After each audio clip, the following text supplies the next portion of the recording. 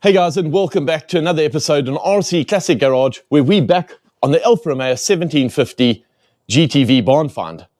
Now, if you've been following this series, you'll know that we dragged this car out of a barn where it had been sitting for 40 years, and we are bringing it back to life right here on the channel. And it is proving to be way more work than we originally expected. But we are making some great progress, because in the last episode, we braced the car, we did the middle sill, the outer sill, we repaired the door, and we also repaired the inner rear wing. And in today's episode, we will move forward by fitting the new rear outer wing, welding up the rear valance, which will complete the whole back of the car. We'll then move on to the front section, because with the doors now in their final position, we can put the bonnet back on and rehang the wings. So, a lot of work to go. Let's get stuck in. I'm really happy with how this new sill fits. It's come together nicely. In the last episode, we decided to replace the rear inner wing, and that's now in primer. But before we can move on to fitting the outer wing, there's one important final step: seam sealing the inner wing to make sure everything's properly protected. It's time to move on to start preparing the outer wing. I've also bought a brand new petrol flap and the bracket that holds it in place. And before any welding happens, everything needs to be perfectly aligned. So it's a case of assembling the pieces, measuring carefully, filing where needed, checking the gaps until everything fits just right. Once we're happy with the fit and alignment, it's all tacked in, double checked, and then finally welded into position. It's one of those detailed, time-consuming jobs, but getting this right now makes all the difference once the outer wing goes on. Now it's time for one of the most satisfying parts of the restoration: offering the new rear outer wing to the car. This is one of those jobs where patience really pays off, because the wing will go on and come off many times before it finally stays there for good. The goal is to get the fit absolutely perfect. The panel gaps, the alignment to the door, the sill, and the rear quarter. Everything needs to line up just as it did from the factory, or better. So after Paul carefully offered the new wing up to the body and marked everything out, making reference lines, checking where the new curves flow into the rest of the body, and to see where the old metal will need to be trimmed away for the new panel to fit and sit correctly. Once he was happy with all these marks, Paul starts cutting off the old metal. And this is the point where you really see how the new piece will fit into the structure. With the old metal gone, the wing goes back on for another test fit.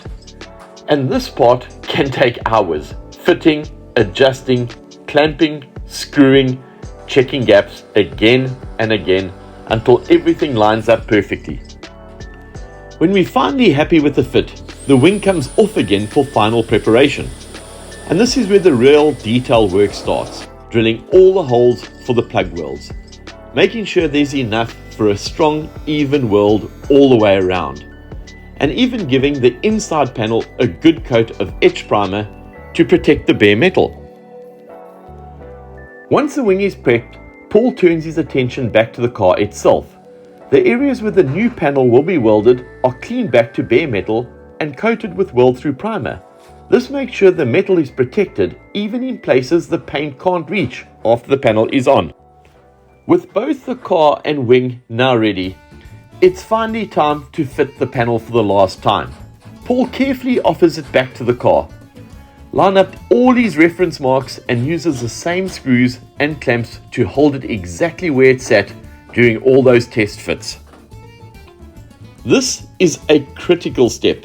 Any shift or movement now would ruin all the effort spent getting the gaps perfect earlier on. But once it's all clamped securely in place, the long process of welding begins. Paul does short, controlled welds to avoid warping the panel. It's a slow, methodical job. Weld a bit, then stop, clean, and grind before moving on to the next section. The idea is to keep the heat under control and the surface as straight as possible. It's definitely not a quick process. It's hours of welding, grinding, cleaning, and checking as you go. but it's incredibly rewarding seeing the new wing finally becoming part of the car's body again. Paul then moved on to the plug welds along the seams to tie the new metal into the existing structure. And again, weld a bit, then stop, clean, grind, before moving on to the next section. And it's the same process inside the door area, working through each of the plug welds one by one, then grinding and cleaning them back until everything's smooth and tidy. Moving around the wheel arch, the new outer wing gets welded to the new inner wing, tying the whole rear section together again. And then underneath, it's welded along the sill, making sure it's properly supported. It's slow, detailed work. Weld, grind, clean and repeat. But once it's all done, the rear quarter is finally complete and the body is starting to look whole again.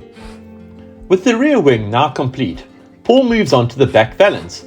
And this is a really nice full circle moment. If you remember right back to where the bodywork started, we fitted the valance early on, but never welded it in place. We wanted to make absolutely sure both wings were properly aligned before committing to it. Well, now everything lines up perfectly. It's finally time to weld it in for good. Before final welding though, Paul takes it off one last time to double check the alignment. Make sure it all sits exactly where it should. Once he's happy, the valance goes back on and welding begins. It's the same meticulous process as before. Weld through primer to protect the joints. Then a mix of plug welds and butt welds. After each section, the welds are ground back, cleaned up and inspected to make sure everything's solid and neat. It's slow, careful work, but with the rear valance finally welded in, the back of the car is starting to look complete again, and that's another great milestone for the build. With the rear wings and the valance now finished, Paul moves on to fitting the boot lid properly. If you remember, I had to replace this boot. After sandblasting completely ruined the original one. It warped the outer skin beyond repair. This replacement fits fairly well, but it still needs a bit of persuasion to sit just right. There's a fair bit of tapping, knocking and adjusting. The usual dance when you're dealing with classic car panels. We even do a small tweak on the hinges. After a bit of patience and some careful alignment, everything finally lines up the way it should. It's really satisfying to finally see this car coming back together. Before we move on to the front wings, there are a few small areas that need sorting out. I've marked out 4 spots where the metal's either dodgy or hiding some old repairs. And as always, Paul works his magic. Each section gets the same careful treatment. The area is cleaned up, a template is made, and then it's cut out and replaced with fresh steel. Once the new pieces are welded in, the welds are ground down smooth and checked to ensure that everything's solid and strong. As always, meticulous work from Paul. These small repairs finally finish off the back when I get the car into grey primer, and it makes a huge difference from where we started. Standing back and looking at the car now, I'm really happy with how it's come together. From the front doors back, including the roof, the metalwork is finally finished. All that's left to do is put on the front wings and front valance. With that done, it's time to move on to the front.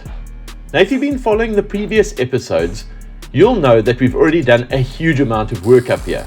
Both inner wings have been welded in, the cross members been replaced, and we've even test fitted the lower valance so that we could get the headlights and grille in place to weld in the custom bracket we made.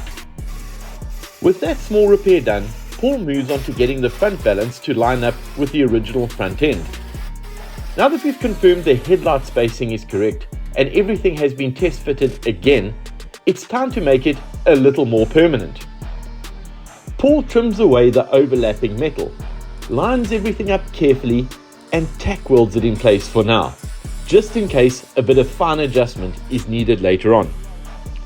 It's finally time to offer the left wing to the car, and very surprisingly, this one fits really well straight away. You never quite know what to expect with these replacement panels, especially after so much previous repair work. But this one lines up far better than we would have thought. Now this is a side that had been repaired before.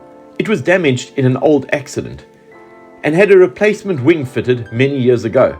Unfortunately, that repair wasn't done particularly well, so we decided to replace it. And thank goodness we did, because this wing will be done properly this time round. So Paul gets to work cutting away the old wing around the A-post area. We're confident this new panel will fit in its entirety, so there's no need to join it halfway like before. Once the old metal's removed, the whole area is cleaned up. All the old welds, sealant and surface rust taking back to clean, solid metal. With that done, it's time to off up the new wing again, this time on a more permanent basis. Paul carefully positions it, checking the alignment along the bonnet edge, around the headline aperture and down the door line. He starts at the front, making small adjustments, trimming where needed and tacking it in place, but only lightly for now, just in case any fine-tune is needed later. This is a part of the process that takes a lot of patience. But once the front section is sitting nicely, Paul moves to the rear of the wing, where it meets against the door. Here he uses a combination of straps and clamps to gently pull the panel into position. With a bit of adjustment, tapping and tweaking, he gets the door gap exactly where he wants it, nice and even all the way down. When he's happy with the alignment, he screws the wing into place to hold it firmly and adds a few tack welds where needed. At this stage, it's what we'd call a semi-permanent solution. Everything's held securely and aligned properly, but there's still a little room for adjustment before final welding. It's a careful, methodical process. No rushing anything, making sure every line and curve flows the way it should. I must say, seeing the new panel finally sitting in its place after all the work that's gone into this front end is a really satisfying moment. The car's starting to look complete again, and after so many hours of fabrication, it's great to see some proper progress taking shape. And with that wing now in place, it's straight onto the other side. And as always, it's the same careful process. The new wing is offered up to the car and the dance begins again. A bit of tapping here, a bit of strapping there, pulling, trimming, adjusting and tacking until everything starts to sit just right. But this time, there's a lot more measuring involved. Paul takes his time to make sure everything is perfectly consistent, from one side to the other, front to back, side to side, corner to corner, even from the floor up. Every line and every gap is checked, measured and rechecked to make sure the symmetry is spot on.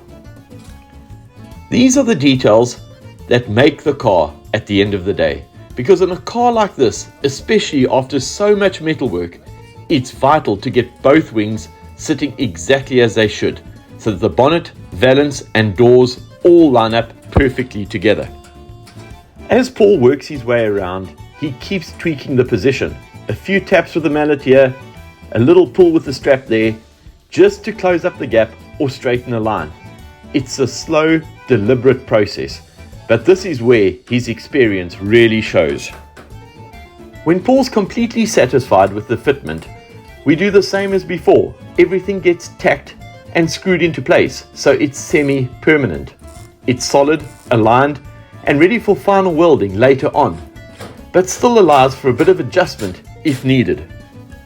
Now that we know the headlights and grille fit perfectly, since they've all been test fitted, there's one very important job to do before we can start any permanent welding, and that's fitting the front bumper. So it's wiped down and fitted back on, and as we suspected, it needs quite a bit of adjustment. This one really fought us. Lots of trial and error, measuring, adjusting and refitting, until everything eventually lined up just right.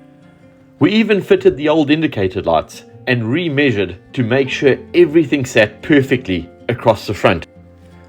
After hours of small tweaks and fine adjustments, we finally got the bumper sitting exactly where it should be. With that done, Paul could finally screw the replacement metal panels securely into place, everything aligned, even, and ready for final welding. And that's exactly what Paul does, with the bumper, lights, panels all fitting perfectly, the gaps around the bonnet and doors looking spot on.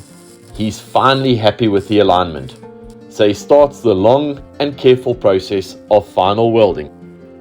And after each section of weld, it's on to grinding and cleaning, smoothing out each weld until the surface is perfectly flush. It's slow, detailed work, but this is what transforms a shell of loose panels into a solid, finished front end. And while Paul is busy on the front end, I turn my attention to inside the car. As you'll remember, the floors were actually in pretty decent shape, and both inner wings were solid. That said, there were still a few patches that we'd repaired some dodgy metal, so I wanted to make sure everything was properly protected before we'd move any further. I started by giving the entire floor a good clean, and then treating all the bare metal with a rust killer and preventer, just to make absolutely sure no corrosion creeps back later on. Once that was dry, I applied first coat of grey primer across the floor and inner sills, followed by a second coat of extra protection. And even though the old sound deadener over the tunnel was in great condition, I decided to take it off anyway. There's no point leaving decades of old material in place when we've come this far. So I carefully burned it off, scraped off the residue, and cleaned the whole area back to bare metal. After that, I treated any tiny spots of surface rust that had started to form, making sure the entire tunnel and surrounding areas were completely clean and rust-free. Once everything was prepped, I gave it a final coat of grey primer to match the rest of the interior. And then it's time for the magic. With all the prep done, on goes the seam sealer, making sure every joint and overlap is properly sealed to keep the moisture out for good. Once that's dry, it's time for the first coat of yellow ochre paint. Straight away, it's completely transformed the interior. That classic factory color starting to bring everything back to life again. Then it's on with coat 2 and finally coat 3, building up a nice even finish with great coverage and depth. By the end of it, the inside of the car looks absolutely fantastic, clean and solid. Now I'm using a product called Raptor Liner, and it's color coded to match the car's original paint, AR109. I'll be applying it inside the wings and underneath the whole car. Just to be clear, this isn't sponsored in any way, and I paid full retail price for it. But I chose Raptor because it's a really tough, durable coating. It was originally designed as a bed liner for pickup trucks, so it's hard wearing, impact resistant, and ideal for protecting classic cars against stone chips and moisture. Another great bonus is that it also works as a sound deadener, helping to reduce road noise and vibration while giving a clean, uniform finish. So it's time to spray it inside the wings. It goes on with a nice even texture, and once it dries, it leaves a strong protective coating that should keep this car in great shape for years to come. I'm really happy with how this interior has turned out. Once the paint has fully cured, the next step will be adding the sound deadener. It is a bit of a pity that none of this will be visible once the carpets, side panels and seats go in. It all gets completely covered. But I know it's been done properly, and that's what matters. And then we turn our attention to the boot. Just like the interior, it all starts with preparation. The entire boot area gets cleaned, scuffed, and properly keyed so coatings can bond. Every little corner is seam sealed, making sure all joints are protected and watertight. We then apply the Raptor liner along the sides of the boot and over every bit of seam sealer. Not only does it add great protection, but it also gives a really nice uniform texture. It's tough, it's durable, and it will help keep the whole boot area in good shape for years to come. Once the Raptor coating is done, I will move on to the paint. And similar to the interior, I'm using AR109, the correct color code for the car, and I lay it down carefully in 4 coats. The first 2 coats give coverage, and the next 2 build depth and that rich, even finish that ties everything together. By the time the final coat goes on, the boot looks absolutely fantastic. Clean, fresh, and properly protected. And next on the list is prepping the wheel arches. All 4 of them get exactly the same treatment, and it's one of those jobs that takes time but really pays off in the long run. Each arch is cleaned right back to bare metal. All the old paint, underseal, and decades of grime are removed so that we can see exactly what we're working with. Once the metal is exposed, it gets coated with a rust killer and converter, making sure all microscopic corrosion is neutralized before we move on. Once that's fully cured, I spray the arches with rust preventative grey primer, giving them a solid base and sealing the metal properly. And after a few hours of steady work, all 4 wheel arches are fully prepped, primed, sealed, and ready for the next stage, wrapped aligner. I think this deserves a proper walk around because it's starting to look really good. It's been a huge amount of work to get to this point, but honestly, I'm really happy with it. Paul has done an amazing job getting these gaps and panel gaps just right. Everything on this car lines up beautifully. I know there'll be some final adjustment right at the end, but the lines are straight, they're sharp, and everything is spot on to the eye. So from barn find that sat for many years, I'm genuinely thrilled with how this one is coming out. So what's next? Well, Paul does need to spend a day or 2 welding up the front end because the wings are tacked into their final positions, and what we need to do now is weld them in and clean up all the welds. We'll then move on to the engine bay where we've been stripping it back to bare metal. That needs to be filler, primer, and then go into final paint. And inside the car, we're letting the paint cure for about a week before we put the sound deadener in. Now, from your comments in the last video, there was overwhelming support to upgrade the sound deadener, and I have done just that. I've bought a pack of Dynamat Extreme, so that will be going down. But the next big job is to drop the front and rear suspension, because we need to clean out underneath the car like we have in the wheel arches so that we can spray wrapped aligner under the car. We will then rebuild the suspension and bolt it back into the car. And it's mid-November, so we have exactly 3 months to get all of that work done before this car goes off for exterior painting with Keith at Painting Classic Cars. And I want to thank each and every one of you. Your support and comments on this car have been absolutely fantastic, and they definitely give me the motivation to keep going. Thanks again for watching another episode of RC Classic Garage. I hope you've enjoyed this episode. If you have, please give it a like, please subscribe to the channel, and see you all next time. Ciao.